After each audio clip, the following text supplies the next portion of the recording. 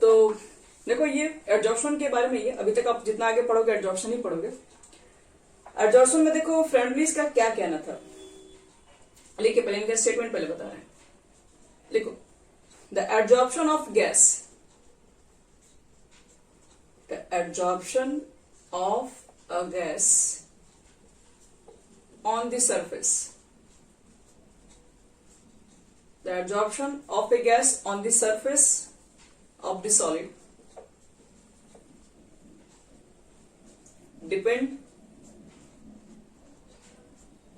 depends upon the pressure of the gas,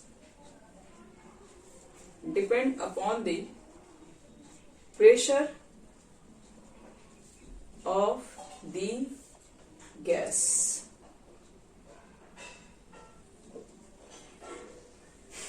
देखो फ्रेंडलिज का क्या कहना था, उनका कहना था कि जो भी एब्जॉर्प्शन होती है सरफेस के ऊपर वो डिपेंड्स करती है प्रेशर ऑफ, एक मिनट दोबारा देखिए, depends upon the pressure of the gas. मतलब जितना ज्यादा आप प्रेशर भी अप्लाई कीजिएगा उतना ही ज्यादा एब्जॉर्प्शन भी आप बढ़ा सकते हैं, इनका कहना था। एब्जॉर्प्शन को बढ़ाया जा सकता है कैसे, जब आप उसके ऊपर गैसेस मॉलिक्यूल के ऊपर ज्यादा प्रेशर अप्लाई करोगे तो ज्यादा मॉलिक्यूल एब्जॉर्ब होगी, तो इनका ये कहना था। अब इसको देखो कैसे डिफाइन किए, the extent of absorption, the extent of absorption is generally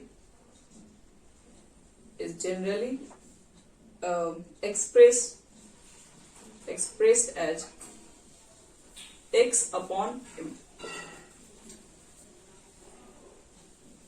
x upon m।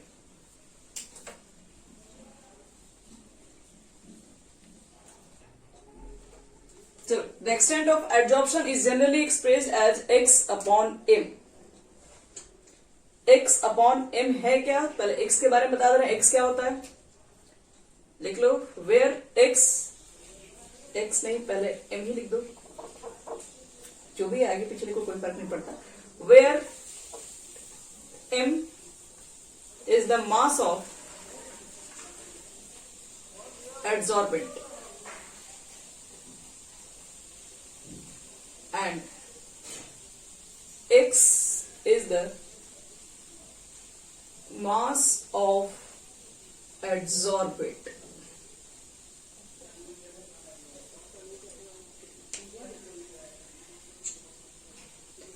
यानी कि कितने सरफेस के मास पर, यानी कि आपके पास ये बता रहा है कितने सरफेस के मास पर कितना मॉलिक्यूल्स गैस का एड्सॉर्ब हुआ है, उसी को x बाई m से रिप्रेजेंट किया गया है।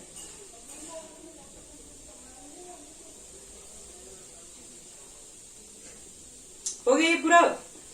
देखो फ्रेंडलीज को यही कहना था कि अगर आप एड्सॉर्प्शन करा रहे हैं तो एड्सॉर्प्शन जो होता है वो डिपेंड करता है प्रेशर से, प्रेशर बढ़ाओ एड्सॉर्प्शन बढ़ेगा, ठीक है। और उसने एक एड्सॉर्प्शन को इंक्रीज मतलब दिखाने के लिए अपना एक क्या किया, एक्सप्रेशन बनाया। वो एक्सप्रेशन ये नहीं है, वो एक्सप्रेशन आगे बता रहे क्या है। उन्होंने उसमें x बाई एम को लिया है। x बाई एम क्या बताता है, x बाई एम आपको ये बताता है कि कितने सरफेस के मास पर कितना मॉलिक्यूल्स गैस, कितने मास का मॉलिक्यूल्स क्या हुआ एड्सॉर्ब हुआ है, वो x बाई एम रेशियो बताता है। और ये जो वैल्यू आएगा आपके पास फ्रेंडलिज के अकॉर्डिंग, x बाई एम का जो वैल्यू होता है बच्चे लोग, ये किसके इक्वल होता है, ये रिलेशनशिप दिए हुए है p नहीं, पहले होता है k के पावर k इंटू पी के पावर 1 बाई m। ऐसे x बाई एम जो यही होता है ना, इसी को हम लोग बोलते हैं कि एक्सटेंट ऑफ एड्सॉर्प्शन। इसी को देख के आगे डेफिनेशन में लिखा गया, जो एक्सटेंट ऑफ जो एड्सॉर्प्शन होता है वो डायरेक्टली प्रोपोर्शन क्या होता है प्रेशर के। ये तो कांस्टेंट है, जब प्रोपोर्शन हटाओगे तो कोई नया कांस्टेंट लगता है कि। तो फ्रेंडलिज का अकॉर्डिंग टू आपके पास जो फ्रेंडलिज है यही बताया था, हम लिख सकते हो फ्रेंडलिज का क्या कहना है इस रिलेशन से। According to Freundlich the amount of gas, the amount of gas absorbed यानी x per unit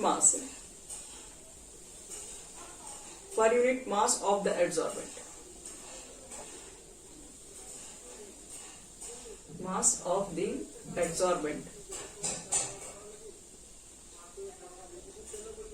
is directly proportional to the pressure.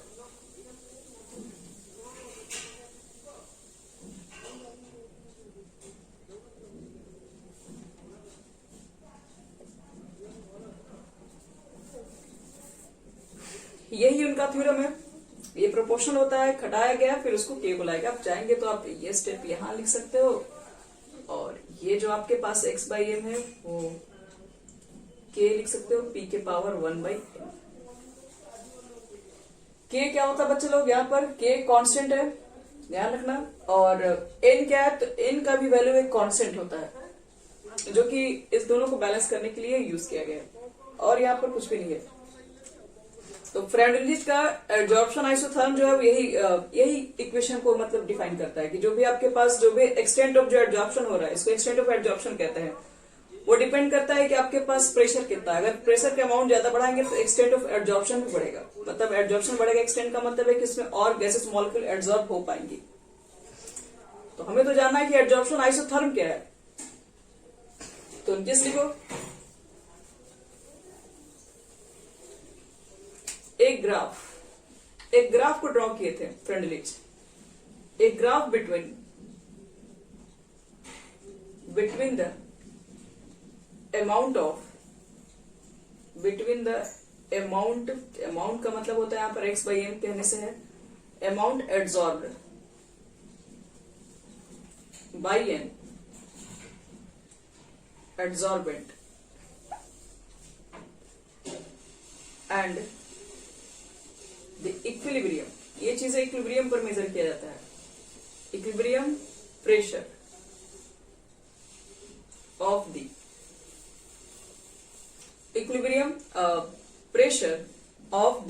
adsorbent at constant temperature is called adsorption isotherm.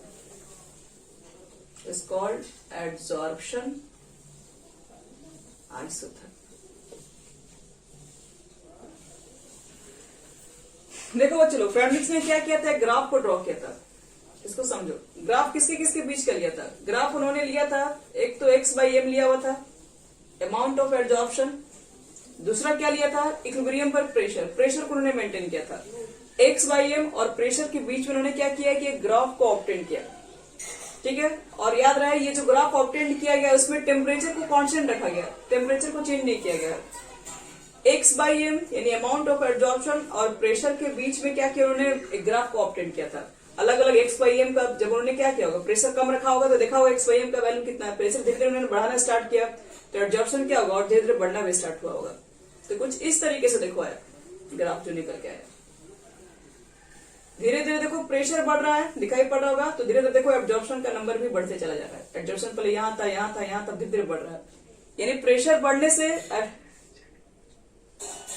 Tangent कहाँ है, ये धीरे धीरे curve जैसा है, पूरी तरीके से स्ट्रेट लाइन नहीं है, ये थोड़ा कर्व जैसा ग्राफ होता है। तो कहने का मतलब है कि जैसे धीरे धीरे प्रेशर बढ़ाओगे तो वैसे वैसे x बाई एम की तो वैल्यू बढ़ रही है। ये पॉइंट यहाँ पर है तो यहाँ पर देखो वैल्यू, प्रेशर थोड़ा यहाँ बढ़ा दिए तो देखो x बाई एम की वैल्यू यहाँ पर मिल गया, बढ़ गया। प्रेशर और बढ़ाओगे तो x बाई एम की वैल्यू और धीरे धीरे बढ़ गई। तो इसका मतलब है कि प्रेशर को इंक्रीज करने से जो x बाई एम यानी कि जो अमाउंट ऑफ जो एब्जॉर्प्शन जो हो रहा है वो थोड़ा क्या हो रहा है, इंक्रीज हो रहा है। और इसी चीज को ऑब्टेन किया गया एट कांस्टेंट टेम्परेचर पर, और जिसमें टेम्परेचर कांस्टेंट होता है उसको आइसोथर्मी कहते हैं। तो इसलिए इनका नाम पड़ा है फ्रेंडलिच एब्जॉर्प्शन आइसोथर्म। इसमें बहुत सारी और भी बातें, लेकिन आपको इससे ज्यादा अभी जरूरत नहीं पड़ेगी, बुक में आपको इतना ही बस पढ़ना है एब्जॉर्प्शन के बारे में।